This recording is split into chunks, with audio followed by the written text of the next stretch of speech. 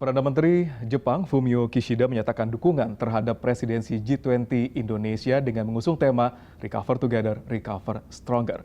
Dan pernyataan ini disampaikan Perdana Menteri Kishida bersama dengan Presiden Republik Indonesia Joko Widodo di Istana Bogor April lalu.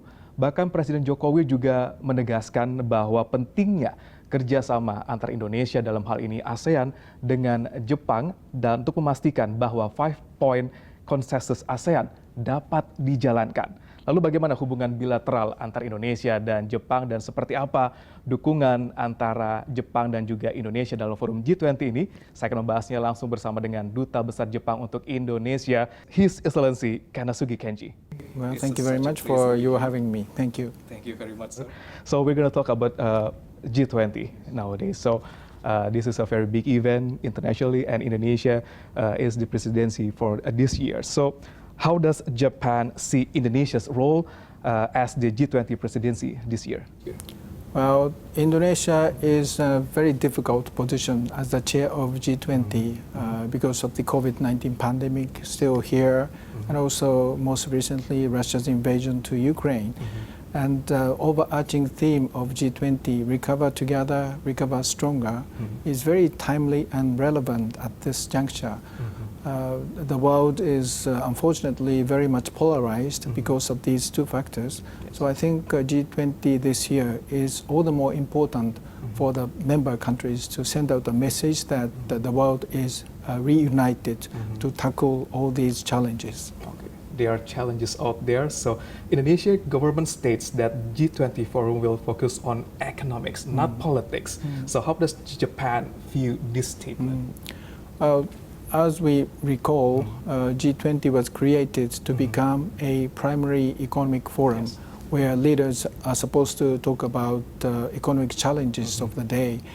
That said, Russia's invasion to Ukraine created not only economic difficulties, not only political tension, but creating economic difficulties of the world, be that high price of energy or food, wheat, both Japan, Indonesia suffering from the surging prices of energy and food. So I think these two factors, political element as well as economic challenges, are very closely related with each other. So I think the leaders of G20 needs to address these issues from that perspective. Okay, we need to address those issues in very different perspectives. Yes, from economic perspective. But not neglect the political. Yes, closely linked, related. Yes, interrelated. Correct. So we're talking about the close relationship between Indonesia and Japan. We know that the relationships already established since 1958, and since then we have a very long-standing history of cooperation. So how do you see the development of cooperations between Indonesia and Japan, especially after the COVID-19 pandemics and other world problems in this year? As you rightly pointed out, Japan and Indonesia enjoyed a very long history of cooperation. And cooperation primarily evolved around economic interactions. Of course, trade and investment remains a very important factor when we talk about the relationship. But more recently, we started to deepen and widen our cooperation in the area of politics and defense. Between Japan and Indonesia, we have a framework called 2+2 ministerial meetings. That's foreign and defense ministers meeting, talking a lot about defense cooperation as well as regional and global situations, including Myanmar issues. So I think in addition to the economic interactions, I think we can deepen our cooperation in the area of political defense and also global issues. As I said, energy or climate change, environment, all requires international cooperation. So, and in order to form global cooperation, I think two of the largest democracies in the world, Japan, Indonesia, and we both archipelagic nations, maritime nations, a lot in common in terms of energy, food, or whatever. So I think there is all the reason for our two countries to deepen and widen our cooperation into the future. In G20 nowadays, like Indonesia has like three major topics to discuss. The first is human resource, and then digitalizations, and the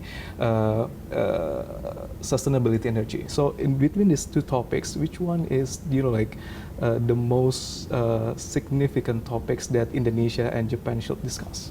Well, this is my personal opinion, but energy transition is one of the most important topics of discussion, as well as bilateral cooperation. As I said, we are maritime nations, and we are archipelagic nations.